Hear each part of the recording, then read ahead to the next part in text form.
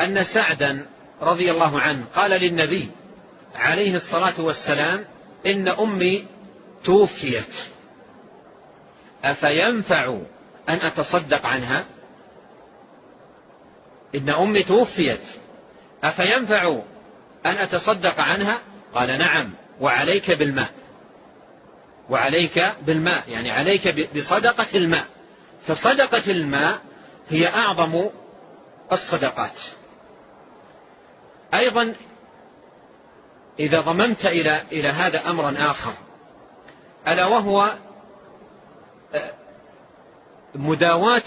مداواة الإنسان المريض لنفسه أو لقريبه بالصدقة. مداواة الإنسان لنفسه أو لقريبه بالصدقة. قد جاء عن النبي عليه الصلاة والسلام أنه قال: داووا مرضاكم بالصدقة. مداواة المريض بالصدقة. إذا نظرت إلى هذا الحديث: داووا مرضاكم بالصدقة،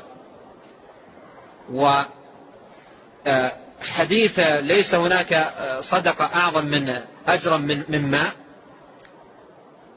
فتستفيد من ذلك أن أعظم ما يداوى به المريض صدقة الماء. وهذا أمر اعتنى به السلف رحمهم الله. عبد الله بن المبارك كما روى البيهقي: جاءه مرة الرجل أصيب بقرحة في قدمه في ركبته،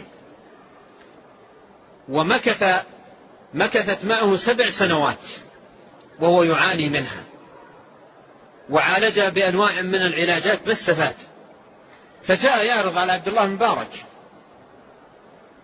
الشدة التي يعانيها من هذه القرحة،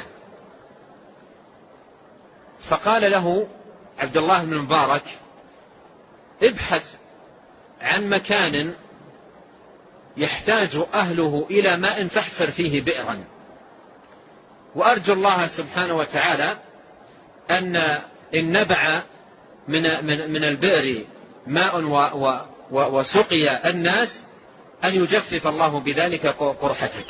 ففعل ذلك فجفت وشفي. فعل ذلك وجفت وشفي. لما ذكر هذه القصة البيهقي، وهي قصة ثابتة، لما ذكرها قال: ومثلها قصة شيخنا أبي عبد الله الحاكم. وأبو عبد الله الحاكم أصيب بقروح في وجهه، وأخذت وقتا طويلا حتى جاء إلى أبي عثمان الصابوني يذكر له حاله ويقول: ادعو الله لي. فذكر له الماء والتداوي بالماء وصدقة الماء، فجعل عند بيته مكانا وأصبح يلقي فيه الجمد وهو الثلج حتى يشرب الناس ماء باردا، فما مكث إلا وقتا قليلا فذهبت القروح من وجهه. فهذه الرحمة بسقي الماء للبهائم للناس للدواب، عندما يرحم الناس، عندما يرحم الإنسان عباد الله ويحس بحاجتهم وشدتهم، عندما يرحم البهائم ويقدم لها هذا الماء الذي لا يحيا الإنسان ولا تحيا البهائم إلا به، وهو لا يرجو بتقديم الماء إلا ثواب الله سبحانه وتعالى. وهذا أهم ما يكون في الأمر.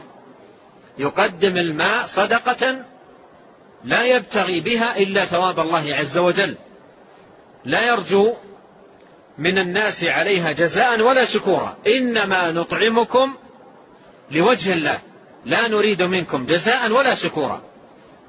فلا بد هنا من الإخلاص، يتصدق مخلصا يبتغي بصدقته وجه الله سبحانه وتعالى، ويقدم الماء صدقة وهو أعظم الصدقة. فهذا من أعظم الأمور في غفران الذنوب وشكران العمل ونيل ثواب الله سبحانه وتعالى، وأيضا نيل المصالح الدنيوية: شفاء مرض، تفريج كربة، زوال هم، سعادة، طمأنينة، راحة، إلى غير ذلك.